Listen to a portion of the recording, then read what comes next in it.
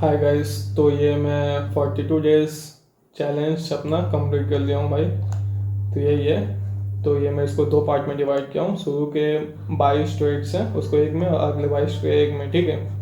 तो ये नोटपैड में आते हैं। तो ये जो शुरू के 22 दिन में जो ट्रेड्स लिया हूँ मैं 20 ट्रेड्स लिया हूँ, ठीक है। दो में सेटअप नहीं बना था मेरे ख्याल से। तो उसके बाद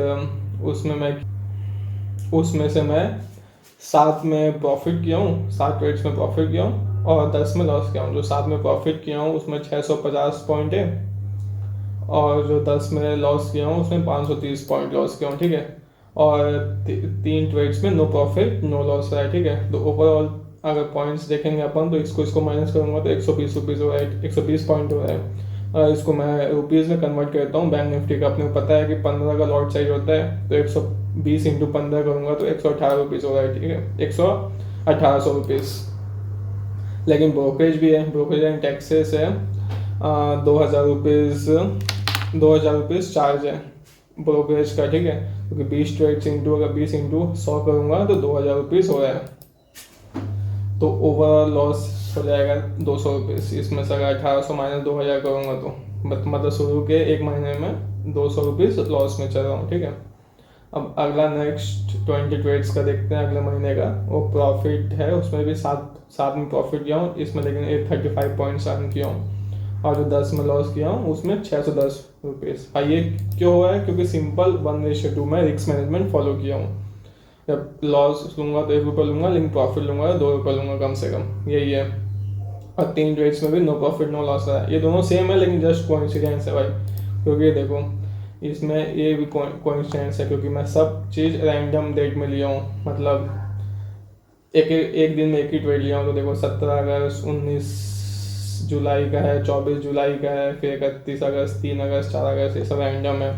और इधर के शुरू के 20 दिन में, इधर शुरू के 5 में लगातार लॉस किया हूँ मैं, दिख रहा है। ये शुरू में लॉस किया हूँ और इधर बल्कि शुरू में प्रॉफिट किया हूँ, इधर लॉस किया हूँ ज़्यादा मैं लास्ट में। तो जस्ट कोइंसिडेंस है कि ये दोनों सेम हो गए नंबर्स।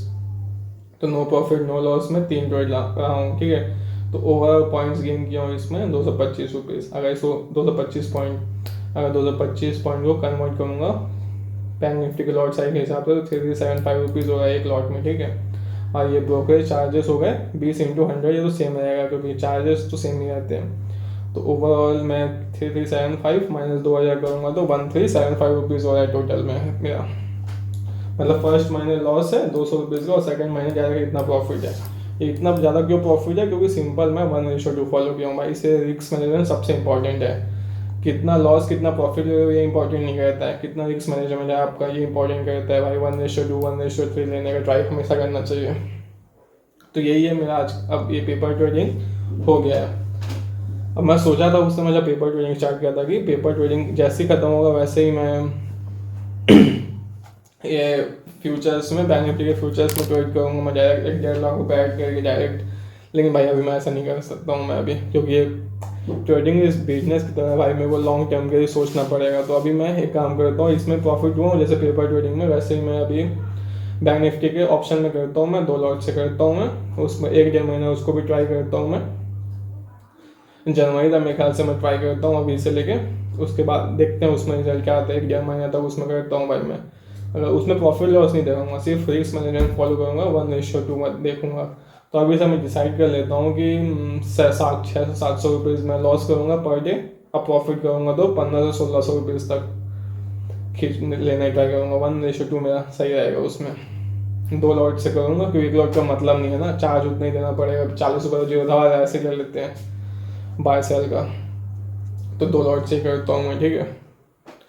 एक ही ट्रेड करूँगा या 2 ट्रेड करूँगा वो तो मेरे मूड पे डिपेंड करता है। अगर पहला लॉस करूँगा, पहला लॉस हो जाएगा। 6 ट्रेड करना कितना मायने लगता है, जितना है कि मैं 600-700 रुपीज़ मैक्सिमम लॉस लूँगा मैं। सिंपल है, ट्रेड कितना भी कर लेकिन 700 मैक्सिमम लॉस होगा। 700 का मैक्सिमम लॉस होगा तो ऑफकोर्स ट्रेड कम होगा ही होगा।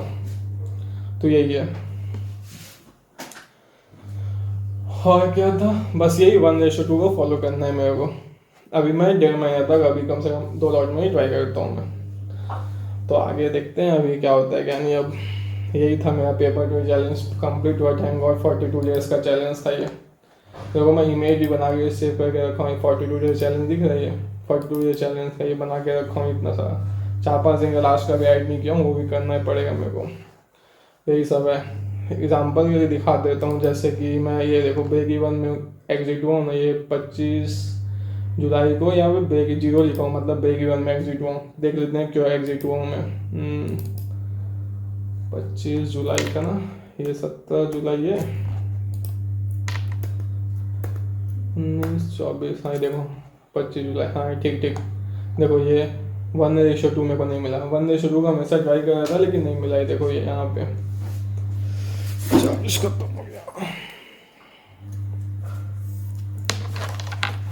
ठीक है, ये 1:2 होगा मेरा, लेकिन यहाँ पे ये छू नहीं पाया, यहाँ पे मैं ब्रेक इवन में एग्जिट कर दिया। यही है, ये सब सीखना पड़ेगा भाई, क्योंकि इतना प्रॉफिट देखने के बाद मैं ब्रेक इवन में पता नहीं जाऊँ कि नहीं, वो तो रिकॉर्ड बनेगा तब पता चलेगा ही। तो यही सब है भाई, इसीलिए सीखना पड़ेगा अच्छे से। तो ये भाई अब पेपर ट्रेडिंग चैलेंज मेरा पूरा हो गया, वही अब $2 से ट्रेड करूँगा मैं। Okay bye.